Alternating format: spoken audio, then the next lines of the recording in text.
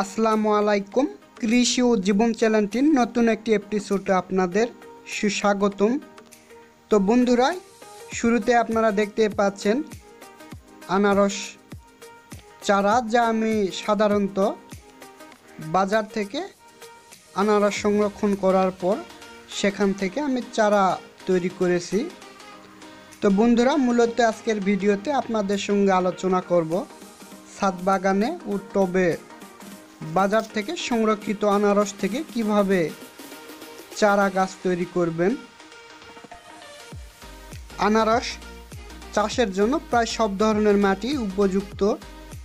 তো বন্ধুরা, আপনারা যারা বাজার থেকে সংরক্ষিত আনারস থেকে চারা তৈরি করবেন, অবশ্যই বাজার থেকে ভালো মানের আনারস সংরক্ষণ করে নিতে হবে। তো এবং বাসাতে নিয়ে এসে আপনাকে আনারসের মাথার অংশে বা আগার অংশের কাণ্ডটি সংরক্ষণ করে নিতে হবে এবং সরাসরি আপনারা সে কাণ্ডটি মাটিতে বা স্যাঁতস্যাঁতে স্থানে রোপণ করে দিতে পারেন।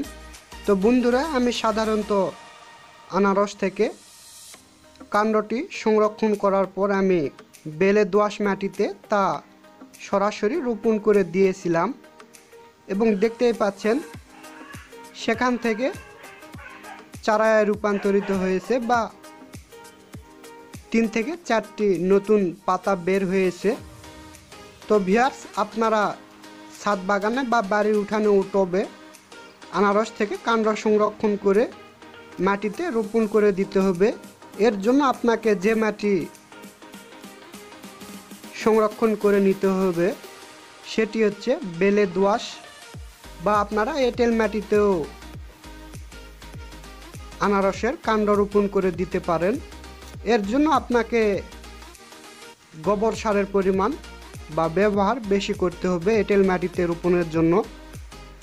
তো মূলত আপনারা এইভাবে বাসা বাড়িতে, ছাদ বাগানে ও বাড়ির উঠানে সরাসরি আনারস কাণ্ড রোপণ করে দিতে পারেন।